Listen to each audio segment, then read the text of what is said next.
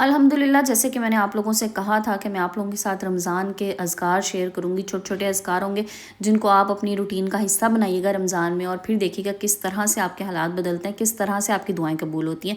تو آج کی ویڈیو میں آپ لوگوں کے ساتھ پہلے 7 روزوں کے لیے 7 اذکار شیئر کرنے لگی ہوں، یا آپ ان کو 7 دعائیں بھی کہہ سکتے ہیں، 7 عمل بھی کہہ سکتے ہیں جو کہ آپ نے کرنے ہیں. چھوٹے چھوٹے سے عمال ہیں، اور یہ ایسی چیزیں ہیں جو آپ کے لیے بڑی آسانی سے ہو سکتی ہیں کہ وہ سب چیزیں آپ کو آتی ہیں، آپ کو پتہ ہے، آپ جانتے ہیں، لیکن کس طرح سے کس ترتیب میں پڑھنا ہے وہ میں آج آپ لوگوں کے ساتھ شیئر کروں گی. سو ویڈیو آپ نے کمپلیٹ واچ کرنی ہے تاکہ کسی ایک دن کا بھی ذکر آپ سے مس نہ ہو، اور پھر اس کے بعد دیکھیے گا کہ کس طرح سے آپ کی زندگی میں سکون آتا ہے، آپ کی دعائیں قبول ہوتی ہیں. جو چیز آپ مانگتے ہیں اللہ تعالیٰ سے انشاءاللہ وہ آپ کو ضرور ملے گی. لیکن سب سے پہلی چیز یہ ہے کہ اپنی نیتوں کو، اپنے دلوں کو صاف کر لیجیے گا، کیونکہ جب ہم کوئی بھی نئی چیز، نیا کام کرنے لگتے ہیں نا، تو جیسے ہم اپنے آپ کی صفائی کا خیال کرتے ہیں، اپنے گھر کی صفائی کا خیال کرتے ہیں، یا ہم دکھانے کے لیے کوئی ہمارے گھر مہمان آ رہا ہو تو ہم اس کے لیے ہر چیز کو صاف ستھرا رکھنے کی کوشش کرتے ہیں. بس اسی طرح سے اپنے دل کو بھی صاف کیجیے گا. اس کے بعد دیکھیے گا کہ کس طرح سے دعاؤں کی قبولیت ہوتی ہے، کس طرح دعائیں رنگ لے کے آتی ہیں. السلام علیکم and welcome back to my YouTube channel. I hope کہ آپ سب خیریت سے ہوں گے. الحمدللہ جی میں بھی بالکل ٹھیک ہوں. اور جیسے آپ لوگوں کو میں نے ابھی بتایا کہ میں آپ لوگوں کے ساتھ آج شیئر کرنے لگی ہوں 7 اعمال. تو چلیں جناب، ویڈیو میں ٹائم ضائع کے بغیر میں اپنے ٹاپک کی طرف چلتی ہوں، کیونکہ پھر مجھے اکثر کمنٹس آتے ہیں کہ جی آپ ویڈیو کو لمبا کر دیتی ہیں، اصل بات کی طرف نہیں آتی. تو جناب، اصل بات کی طرف آنے سے پہلے تھوڑا سا اس کا بیک گراؤنڈ بتانا ضروری ہوتا ہے، تاکہ بات جو ہے نا وہ دل کو چھو جائے، کیونکہ بات وہی ہوتی ہے جو دل کو لگتی ہے، اور جس سے جا کے کوئی بھی تبدیلی آ سکتی ہے. میرے میں تبدیلی آ سکتی ہے، آپ میں آ سکتی ہے، یا ہم کسی اور کو شیئر کریں تو اس میں تبدیلی آ سکتی ہے. تو جناب چلیں چلتے ہیں پہلے دن کی طرف، یعنی پہلے روزے کی طرف. اور آپ نے کیا پڑھنا ہے پہلے روزے کو یہ بتاتی ہوں.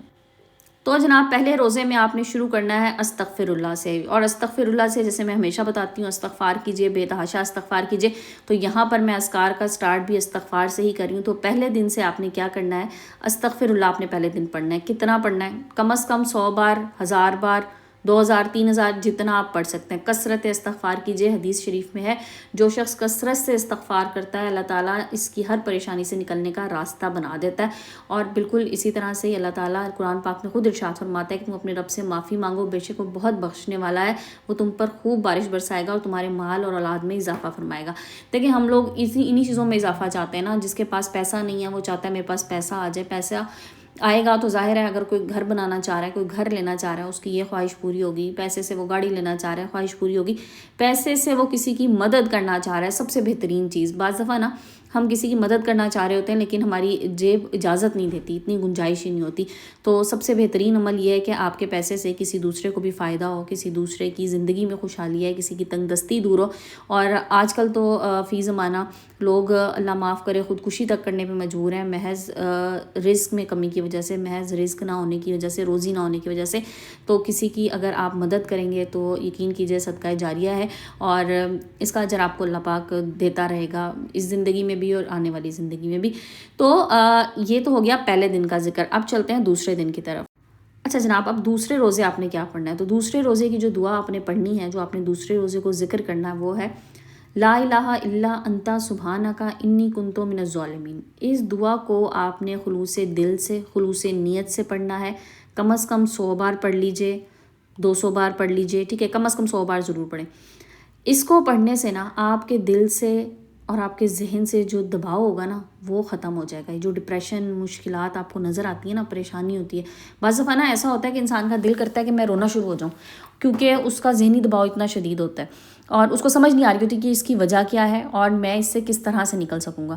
تو اس کے لیے آپ نے یہ پڑھنا ہے، ٹھیک ہے. اور یہ میں اب آپ کو دوسرے روزے کی بتا رہی ہوں. اور جو بھی مشکل ہوگی نا اس کے لیے بہت بہت طاقتور عمل ہے، اور یہ یاد رکھنے والی دعا ہے. اس دعا کی مدد سے نا اللہ تعالیٰ کی رحمت آپ کی طرف آئے گی. اور یہ بالکل صحیح بات میں آپ کو بتا رہی ہوں. اللہ تعالیٰ کی رحمت کو بلانے کا طریقہ ہے یہ دعا. اللہ کی عظمت کو ماننے اور اپنی غلطی کا اقرار کرنے کا طریقہ ہے. لیکن جب وہ اپنی غلطی مانتے ہیں نا تو اللہ تعالیٰ نا بڑا خوش ہوتا ہے. اور انسان جب غلطی مانتا ہے نا تو پھر وہ اس غلطی کا ازالہ کرنے کے لیے اللہ تعالیٰ سے توبہ استغفار کرتا ہے. تو یہ سب چیزیں نا ایک دوسرے سے ریلیٹ کرتی ہیں. تو یہ ہوگی جناب دوسرے روزے کی دعا. اب چلتے ہیں تیسرے روزے کی دعا پہ. تیسرے دن آپ نے پڑھنا ہے حسبنا اللہ و نعم الوکیل. جب آپ یہ کلمات خلوص دل سے کہتے ہیں نا تو پھر آپ مان لیتے ہیں کہ اللہ تعالیٰ ہر چیز پر قادر ہے، اسی کا اختیار ہے ہر چیز پہ. آپ کے دل کو سکون ملتا ہے، آپ کو فکر چھوڑنے کی طاقت آتی ہے. دیکھیں بعض زمانہ ہم بے وجہ مسائل میں، پریشانیوں میں، فکروں میں الجھے ہوتے ہیں، گھرے ہوتے ہیں، ہم ان سے نکلنا چاہ رہے ہوتے ہیں لیکن ہمیں کوئی راستہ نہیں سجھائی دے رہا ہوتا. تو یہ جو ذکر ہے نا، یہ جو چھوٹی چھوٹی سی دعائیں یہ آپ کے لیے راستے بناتی ہیں. آپ اس بات پہ بھروسہ کرتے ہیں نا کہ جو بھی ہوتا ہے وہ اللہ کی حکمت اور رحمت سے ہوتا ہے، تو بس زبان سے اقرار کیجیے اور اللہ تعالیٰ ہی بہترین راستے بنانے والا، وسیلے بنانے والا، وہی ہمارا مولا ہے، وہی سب کچھ کرنے والا ہے، ہم کچھ بھی نہیں کر سکتے. تو اللہ تعالیٰ ان کلمات کو آپ ادا کرتے ہیں تو خلوص دل سے، تو اس کی رحمت آپ کے اوپر جو ہے نا وہ برسنا شروع ہوگی اور انشاءاللہ ضرور ہوگی. تو یہ تھی جناب تیسرے دن یعنی تیسرے روزے کی دعا. اب چلتے ہیں 4تھ ڈے کی طرف. بڑی پیاری چیز ہے جی، اور یہ میں اکثر ویڈیوز میں آپ لوگوں کو کہتی ہوں. تو چوتھے دن آپ نے کیا کرنا ہے، آپ نے نبی پاک صلی اللہ علیہ وآلہ وسلم پر درود بھیجنا ہے، درود شریف پڑھنا ہے. اچھا اس میں نا میں آپ کو کوئی لمٹ نہیں بتا رہی، آپ نے جتنا آپ پڑھ سکتے ہیں پڑھ لیجئے. 100 بار پڑھیے، 200 بار پڑھیے، 500 بار پڑھیے، جتنا پڑھ سکتے ہیں پڑھ لے. بہت طاقتور عمل ہے. درود پاک بھیجنا ایک آسان لیکن اس کی طاقت بہت زیادہ ہے اور اس کے بے شمار روحانی فضائل ہیں. اللہ تعالیٰ کی رحمت، برکت اور فضل نازل ہوگا اور انشاءاللہ آپ کے دل کو سکون ہوگا. اور سب سے بڑی چیز آپ کی زندگی میں خیر آئے گی. اللہ تعالیٰ سے ہمیشہ اپنی زندگی میں خیر مانگیے، خیر کا وقت، خیر کی گھڑی، خیر کا رزق اور خیر کی چیزیں. میں آپ کو ایک چیز بتاؤں، ہم لوگ نا جب دعائیں کرتے ہیں نا، ہم اللہ تعالیٰ سے بہت کچھ مانگ رہے ہوتے ہیں. ظاہر ہے اللہ تعالیٰ ہی دینے والا ہے، لیکن بعض دفعہ نا چیز ہمیں مل جاتی ہے لیکن اس کے بعد سکون نہیں ملتا. میں آپ کو اس کی ایک ایگزامپل دوں. میں یہ بات ہے 2010 کی. رینٹ پہ ہم نے گھر لینا تھا، میری اس وقت شادی نہیں ہوئی تھی. رینٹ پہ ہم نے گھر لینا تھا اور بڑے دنوں سے ہم گھر ڈھونڈ رہے تھے. اچھا پھر ہم لوگ دعا کرتے ہیں نا کہ اللہ تعالیٰ ہمیں کوئی چیز دے دے، بڑی جس طرح کی ہم چاہ رہے تھے اس طرح کی مل جائے. تو ہمیں گھر مل گیا اور بہت ہی زبردست، مطلب جتنا ہم نے سوچا تھا شاید اس سے بھی زیادہ اچھا، اور بہت اچھی لوکیشن پہ، بہت اچھا بنا ہوا اور بہت کھلا، مطلب جس طرح کا ہم سمجھ لیں کہ آپ ایک فینسی گھر چاہ رہے تھے اس طرح گھر میں مل گیا. ہم نے گھر شفٹ کر لیا. یقین کیجئے آپ لوگ، یہ بات جو میں آج آپ کو بتانے جا رہی ہوں شاید اس پہ میں ویڈیوز کئی بنا سکتی ہوں، لیکن بہرحال میں اس کو ڈسکس ہی نہیں کرنا چاہ رہی ہوتی. تو ایک رات ہم اس گھر میں رہے ہیں صرف، اور اگلے دن میری مدر کا انتقال ہو گیا اور ایکسیڈنٹلی انتقال ہوا، ان کی ڈیتھ ہو گئی اور ہمیں اس گھر میں رہنا نصیب ہی نہیں ہوا. اور تیسرے دن ہم نے وہ گھر چھوڑ دیا. تو جب بھی اللہ تعالیٰ سے آپ کچھ مانگیں نا تو خیر کے ساتھ مانگیں. ہم لوگ کیا کرتے ہیں کہ ہم بس یہ بھی مل جائے، وہ بھی مل جائے، یہ ایسا بھی ہو جائے، ویسا بھی ہو جائے، تو کچھ بھی لے رہے ہیں، چھوٹی سے چھوٹی چیز مانگ رہے ہیں، بڑی سے بڑی چیز مانگ رہے ہیں. اللہ تعالیٰ سے یہ مانگیں کہ اللہ تعالیٰ خیر کا وقت ساتھ لے کے آئے. جناب یہ تو بات ہوگی چوتھے دن کی، چوتھے روزے کی. اب چلتے ہیں 5ویں دن کی طرف. 5ویں دن کی دعا بہت پیاری دعا، میری بہت فیوریٹ دعا، میرے دل سے بہت قریب، اور اس پہ بھی میں آلریڈی ایک پوری ڈیٹیل ویڈیو بنا چکی ہوں، لیکن یہاں پر آج آپ کو بتاتی ہوں. 5ویں دن کے لیے آپ نے پڑھنا ہے ربی انی لما انزلتا الیہ من خیر فقیر. یہ جناب بہت پیاری دعا ہے. اس کو آپ نے پڑھنا ہے 2100 بار. اس کا ترجمہ میں آپ کو بتاتی ہوں. اے میرے رب، جو بھی بھلائی تو میری طرف نازل فرمائے میں اس کا محتاج ہوں. بے شک ہم اللہ تعالیٰ کے ہی محتاج ہیں، ہر بھلائی کے لیے، ہر خیر کے لیے، ہر چیز کے لیے.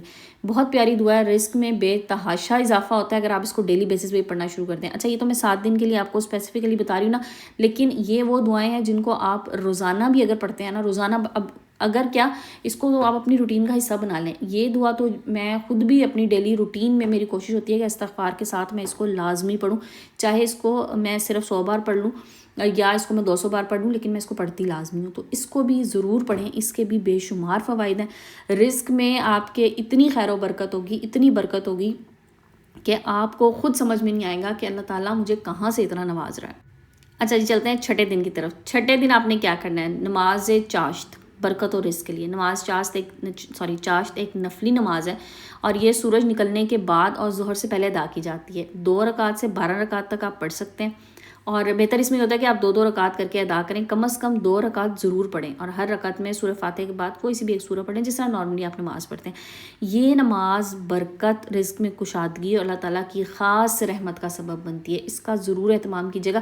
دیکھیں رمضان تو پورا مہینہ رحمتوں اور برکتوں کا ہے، اور ان کا آپ نے پورا فائدہ اٹھانا ہے۔ وہ کہتے ہیں نا کہ انسان کو جیسے لالچ ہوتی ہے کسی چیز کی، تو بس لالچی بن جائیں پھر رمضان میں، کہ بس میں یہ بھی پڑھ لوں، میں وہ بھی پڑھ لوں، میں ساری دعائیں مانگ لوں، میں اللہ تعالیٰ کے بہت قریب ہو جاؤں، یہ لالچ کر لیں، ٹھیک ہے۔ ہم دنیاوی چیزوں کے لیے تو ہم لالچ کر لیتے ہیں نا، کہ مجھے یہ بھی مل جائے، وہ بھی مل جائے، اور اس سے زیادہ مل جائے، اس سے زیادہ مل جائے، تو یہاں پر لالچ کر لیجئے کہ میں اپنی دعائیں، اپنی عبادات بہت زیادہ کر لوں، اور یہ میرے اور میرے اللہ کے بیچ میں ہے، تاکہ میں جو دعائیں کرتا ہوں اللہ تعالیٰ میری دعاؤں میں اثر ڈال دے انشاءاللہ، آمین یا رب العالمین۔ اچھا چلتے ہیں جی آخری دن کی طرف، یعنی 7th ڈے کی طرف، 7th روزے کی طرف، کیونکہ آج میں 7 دن کا بتا رہی ہوں تو اس کے حساب سے آخری دن ہی ہوا۔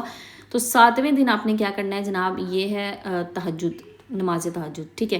ویسے تو کوشش کریں کہ آپ ڈیلی تہجد رمضان میں، جیسے میں نے اکثر کہتی ہوں کہ رمضان میں تو مشکل ہی نہیں ہوتا، ہم خواتین کے لیے خاص طور پہ ظاہر سحری بنانے کے لیے اٹھتی ہیں تو اس سے پہلے تہجد ادا کر لیا کریں، لیکن خیر یہاں پر آپ 7 ڈے کی بات ہو رہی ہے۔ تہجد جو ہے نا ایک خاص وقت ہے، خود احتسابی کا وقت ہوتا ہے، یہ توبہ اور اللہ سے مدد مانگنے کے لیے وقت ہوتا ہے۔ خلوص کے ساتھ پڑھی گئی چند رکعتیں بھی جو ہوتی ہیں نا اس ٹائم پہ، وہ آپ کی زندگی بدل سکتی ہیں، اور اللہ تعالیٰ سے آپ کا گہرا تعلق قائم ہو جاتا ہے۔ اور جب آپ یقین کریں دل کے ساتھ، یقین کے ساتھ دعائیں مانگتے ہیں نا، تو دعائیں قبولیت کے بہت قریب ہوتی ہیں، اور اللہ تعالیٰ اپنے فضل سے وہ عطا فرماتا ہے جو ہمارے حق میں بہتر ہوتا ہے، اور وہی بات کہ اللہ تعالیٰ سے ہمیشہ وہی مانگیں جو آپ کے حق میں بہتر ہو۔ بعض دفعہ بہت سی چیزیں ہمیں بہتر لگ رہی ہوتی ہیں، اچھی لگ رہی ہوتی ہیں، لیکن وہ ہمارے لیے نہیں ہوتی، وہ ہمارے حق میں اچھی نہیں ہوتی، اس لیے ہمیشہ اللہ تعالیٰ سے دعا کرتے مانگیں، اللہ تعالیٰ میں یہ مانگ رہا ہوں لیکن اگر تجھے لگتا ہے کہ میرے حق میں بہتر ہے تو مجھے عطا فرما، ورنہ مجھے بہترین عطا فرما، جو تو چاہتا ہے، جو تو تیرے نظر میں جو میرے لیے بہترین ہے مجھے وہ عطا فرما۔ تو جناب یہ تھے وہ 7 دن کے اذکار، 7 روزوں کے اذکار جو میں نے آپ لوگوں کے ساتھ شیئر کرنے تھے۔ آئی ہوپ آپ لوگ ان پہ عمل کریں گے، اور بس ایک چھوٹی سی ریکویسٹ، چھوٹی سی دعا کہ کچھ بھی پڑھیں خلوص دل، خلوص نیت کے ساتھ پڑھیں، اور مجھے دعاؤں میں ضرور یاد رکھیے گا۔ جب آپ دعا کے لیے ہاتھ اٹھائیں نا تو بس دعا کیجیے گا کہ اللہ تعالیٰ میرے پہ بھی رحم کرم فضل اپنا کرے اور میری دعاؤں کو بھی قبول کرے، آمین یا رب العالمین۔